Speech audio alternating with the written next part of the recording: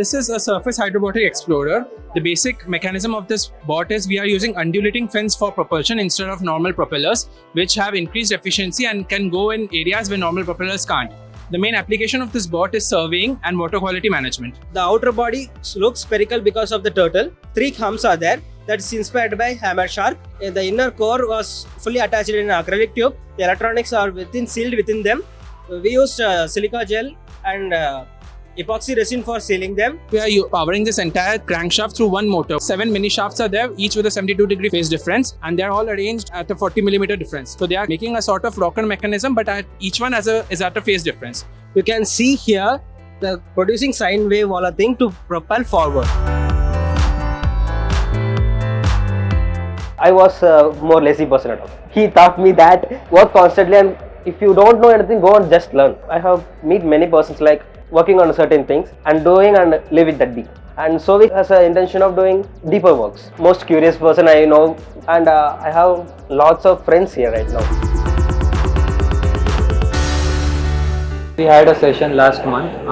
Professor Satish Gokhale took the session, and we learned many things from them. His main idea was to make things simple, but also it should do the work, it should do it most efficiently. Like that inspired us to make our bot also much more simpler. Before his session, the bot was very huge, like 1 meter length and 500 mm height. And after his session, I get to know that we can make it simpler and also biomimic. One of the professor came in and he told me an interesting application of the robot, that we can use it in paddy fields, basically where there's knee level water. Our robot can actually go down there because we have undulating fins. It wouldn't get stuck in the fields, collect soil samples from in those paddy fields.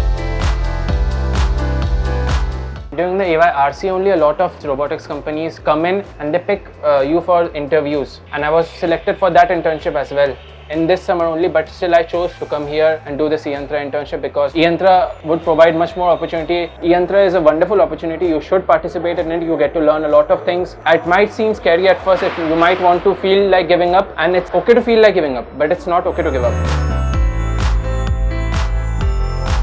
Before the internship, I was mostly introverted person. After getting into the internship, I was getting to know better way. I get to know my communication skills better, and I get to know some more people. People around were curious about knowledge. They're getting knowledge everywhere. So I learned the art of making everything synchronized. In our eYRC, one of the main problems we faced were like we weren't documenting everything. Every time we were having a problem, we have to fall back to the start and start from scratch. There is this behavior or nature to document everything in GitHub, make a full report, make a full-fledged research paper, and doing things the more technically and the industrial way. That is one of the things I have learned here, and now I am more inclined to follow this pattern in my future projects. After doing the internship at e-Yantra, I am feeling a lot more optimistic about myself, about my future, about my career, because the way they do the talks, they do the workshops here, they bring e-Yantra interns and ex-e-Yantra members, and they tell us how they are now studying in UC Berkeley, how they are impacting the world in such a positive way. It makes me even want to do great things in life, and